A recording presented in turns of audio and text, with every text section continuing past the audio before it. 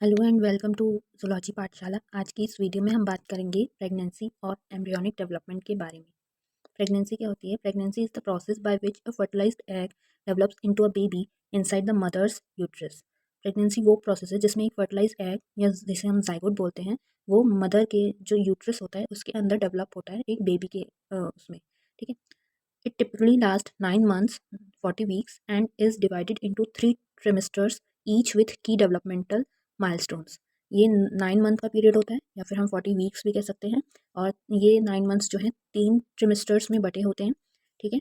तो स्टेजेस देख लेते हैं हम प्रेगनेंसी के। फर्स्ट होता है हमारा फर्टिलाइजेशन एंड इम्प्लांटेशन, जो हमारा वीक 1 से 2 तक चलता है, 2 वीक तक चलता है। ठीक है। फर्टिलाइजेशन क्या है? Occur in the fallopian tube when a sperm fuses with an egg forming a zygote. ये आपने पढ़ रखा है, मैंने भी आपको पिछली वीडियो में पढ़ाया था। उसका लिंक मैं आपको आई कार्ड में दे दूँगी ऊपर, आप देख सकते हैं अगर आपने नहीं देखा है अभी तक तो। फर्टिलाइजेशन वो प्रोसेस है जो फैलोपियन ट्यूब में होता है। ठीक है। और उसमें एग और स्पर्म जो है वो फ्यूज़ होते हैं और जाइगोट बनाते हैं। फिर क्या होता है?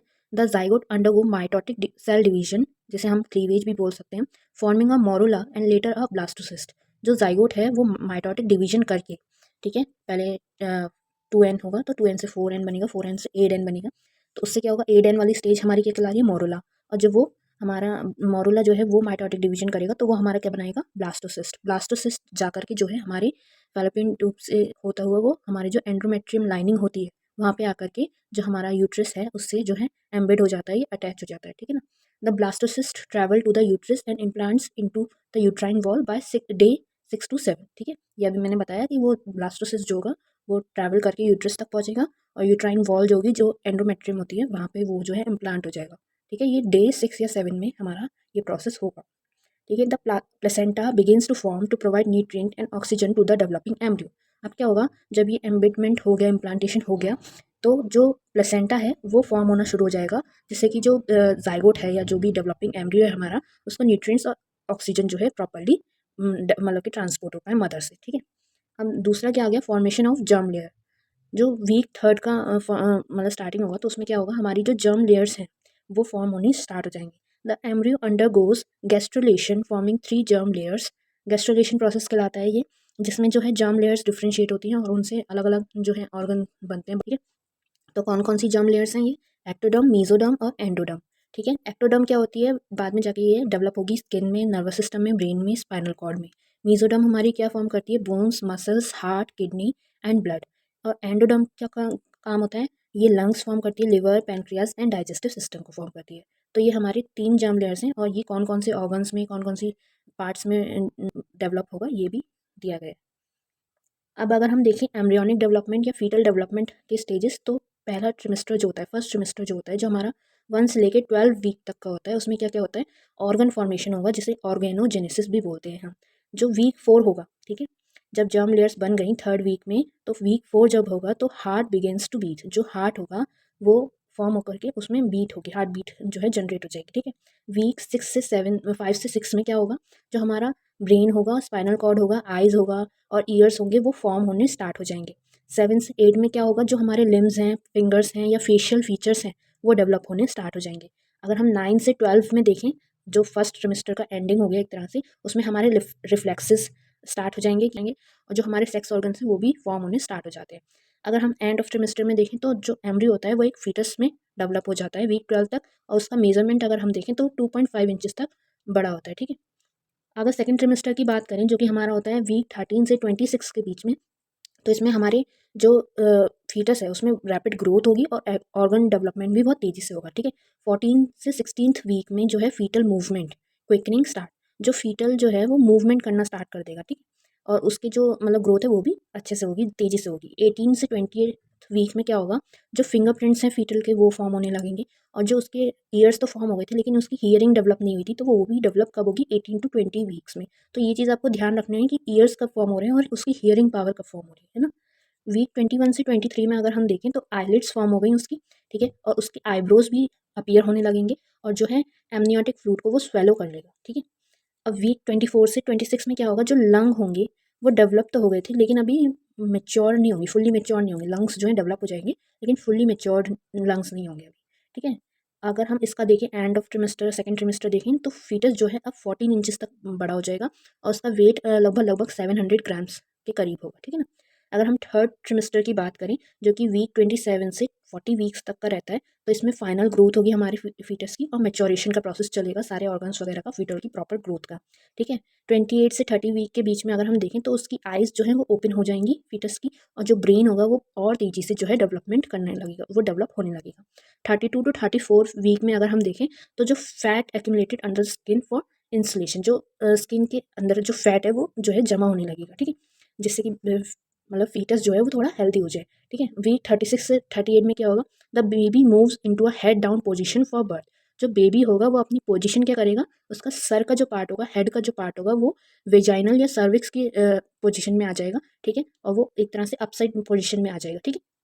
वीक 39 से 40 के बीच में क्या होगा, जो ऑर्गन्स होंगे वो फुल्ली डेवलप्ड हो जाएंगे, और जो लेबर होगा, जो पार्चुरेशन का प्रोसेस होने के लिए जो लेबर पेन वगैरह होता है वो प्रोसेस में जो हार्मोन्स वर्क करते हैं वो सिक्रीट होना स्टार्ट हो जाएंगे, लेबर बिगिंस, ठीक है।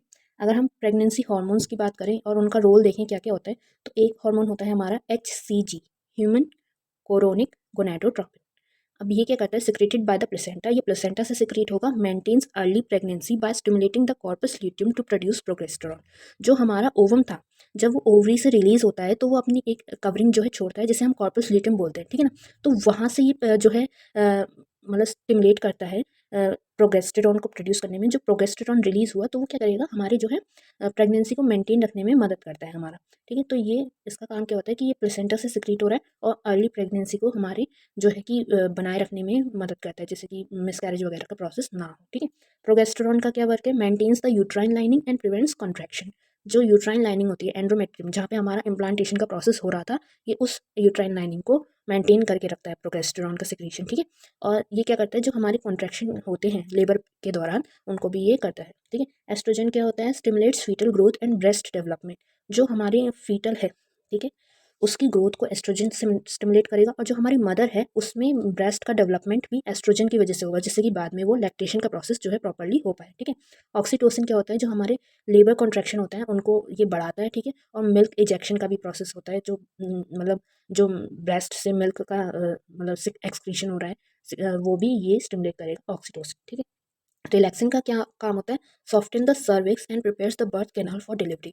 जो हमारा सर्विक्स था, ठीक है, यूट्रस का पार्ट जो था, सबसे नैरो पार्ट जो था सर्विक्स, उसको ये सॉफ्ट करेगा और उसका साइज बड़ा करेगा, जिससे कि जो हमारा बर्थ का प्रोसेस है, डिलीवरी का प्रोसेस है, वो अच्छे से कैरी आउट हो पाए, ठीक है।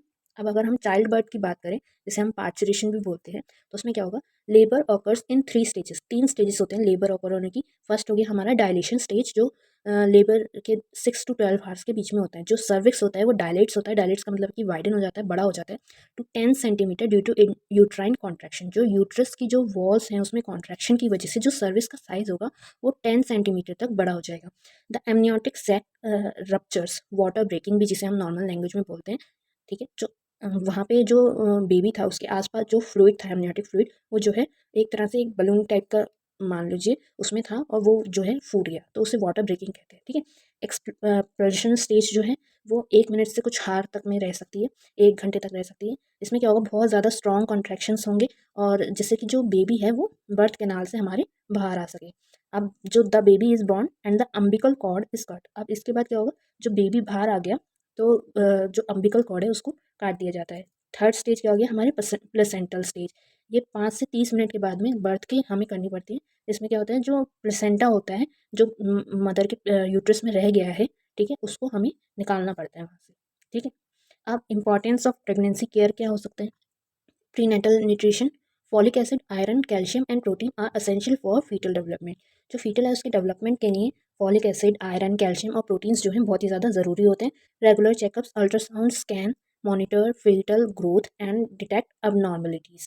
जो अल्ट्रासाउंड वगैरह होते हैं वो इसलिए करे जाते हैं कि हम फीटल की ग्रोथ को मॉनिटर कर सकें और कोई भी अबनॉर्मलिटी तो नहीं है वो भी हम चेक कर सकें। Avoiding harmful substances, smoking, alcohol and certain medication can cause birth defects. अगर कोई भी मदर है वो अपने प्रेगनेंसी पीरियड में स्मोकिंग करती है, अल्कोहल ड्रिंक करती है, कोई भी मेडिकेशन अलग टाइप की ले लेती है, हैवी मेडिकेशन ले लेती है, तो उसमें भी जो बेबी है उसको कुछ इफेक्ट पड़ सकता है उसकी वजह से, और डिफेक्ट्स उसमें आ सकते हैं। तो ये था हमारा आज का टॉपिक। और भी कई सारे टॉपिक्स पे मैं नोट्स अपलोड करूँगी। और अगर आपको फर्टिलाइजेशन का प्रोसेस देखना है या मेल रिप्रोडक्टिव और फीमेल रिप्रोडक्टिव के बारे में पढ़ना है, सिस्टम्स के बारे में पढ़ना है, तो आप मेरी प्रीवियस वीडियोज़ को चेक कर सकते हैं। तब तक के लिए थैंक यू।